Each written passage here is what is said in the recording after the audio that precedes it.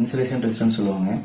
So இந்த method மூலிமா நம்ம என்ன கண்டுபிடிக்க முடியும் அப்படின்னா, ஒரு எலக்ட்ரிக்கலுடைய எக்யூப்மெண்ட்டோடைய resistance value, insulation resistance value வந்து நம்ம கண்டுபிடிக்க முடியும். இதில் பார்த்தீங்கன்னா 2 டைப் இருக்கு.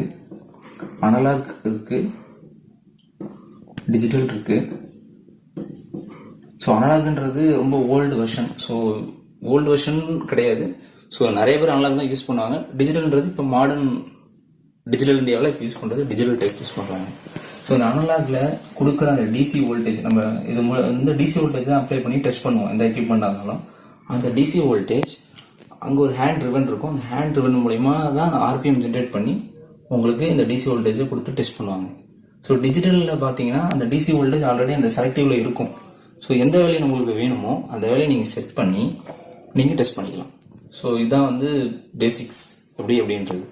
ஸோ இப்போ என்னன்னா, நான் இப்போ இந்த